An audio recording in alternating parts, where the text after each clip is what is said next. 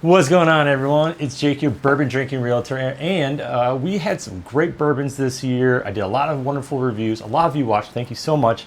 So I wanted to do a little recap and put together a list of what I think are some of the best bourbons that I tried in 2025. So let's get to it. All right, so first I wanted to start off with a couple honorable mentions. First off is the Elijah Craig Barrel Proof. This was a fantastic bottle that came in a little bit higher in percentage, 129, but flavors on this thing was beautiful, rich, sweet, full-bodied for sure, impressive glass that we tried out earlier this year.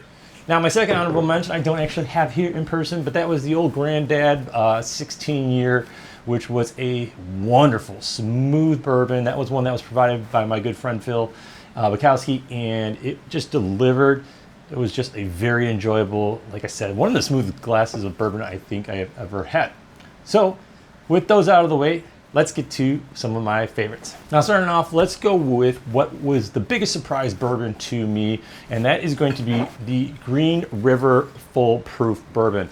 Now, this one was really impressive, and I think part of that was I tried their wheated first. I'm a big wheated fan, and I hated that whiskey. It was gross. But this one was very surprising. The full proof definitely helped. One of the things that was more prominent on this particular bottle was a little bit of spice, a little bit higher rye content that I think balanced it all out and made a very impressive glass for someone who likes a more sweeter bottle of bourbon. This was really good, so check out the one review down below. Now, for my second selection, this was just a really impressive, this is a full bottle, and we are looking at the Old Forester 1920. Now, I had reviewed this in along the lines of a couple other ones. The 1910 also stood out to me as well as a really great bottle. The Prohibition's a bigger, fuller glass of bourbon and has a lot of rich flavors to it. I'm putting this in there, but I was split between the two. But a little side note, one of the things my dad commented was just how much he loved this bottle.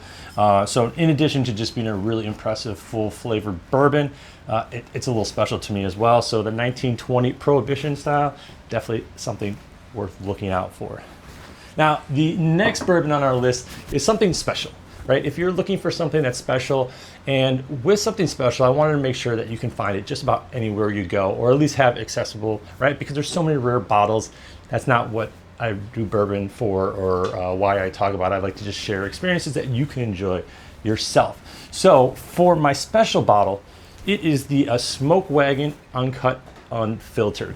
Now, this bottle is a little bit of higher proof. It comes in at 58%, so you're a little bit bigger. But what was unique about this one is the flavor profile. There was definitely some sweetness to it. It's a little bit of a specialer glass, but everyone I've had tried this has been really impressed with it. And I think part of that reason is the flavor profile. I don't think I've ever really had a bourbon that showed so much citrus and a little bit like a ginger spice. It was a unique bottle. I remember specifically saying it sort of tasted like Sweet Tarts. It resembled that a little bit, or Smarties, but it's a great bottle. You can find this all over the place. So if you are looking for something special, or if you have a bourbon fan that we're looking for a gift because the holiday's over. But something as a gift, this is a wonderful bottle that's going to impress, I think, a lot of people. Now, for my last selection, my 2025 Bourbon of the Year, this is your daily driver, right? This is something that you can approach every day, that you can enjoy, but still be something special and not over the top. So to give you some caveats to come along with that, right? It can't be too expensive because, I drink a lot of good bourbon and it can be an expensive hobby. But also on that is a little bit coming into play with proof, because a lot of these bottles are way over 100 proof, and that gets tricky, right? You can't just have a glass or two sometimes. You got to think about where you're going, what you're doing with your day. So with that being said, my number one daily driver pick of the year is actually the Still Austin, the Musician. Now, this is the cask strength. I like the regular one. I think it's a little bit better than this in flavor profile, and also just another category what I talked about for as the classifications and to drink this. The reason it's not here is I enjoyed it a lot, and I definitely finished that bottle. But with the Musician, you definitely get some sweet tones. I believe there was a little bit of apricot coming through it. The proof was around 90%, which I think is a great proof for your to come home from work and have a glass and not worry too much about it and just enjoy it. And it's a smooth bottle, and overall was just very impressive. And again, that's one of those beautiful bottles that you can find just about anywhere. So let me know if there is a bourbon that you've tried that I should check out, because that's one of the beautiful things about this is just the conversations around it and getting a chance to try new things and exploring it. And of course, I definitely have to say thank you to all you because you've either supported me from watching this channel a little bit, which is great. I appreciate that.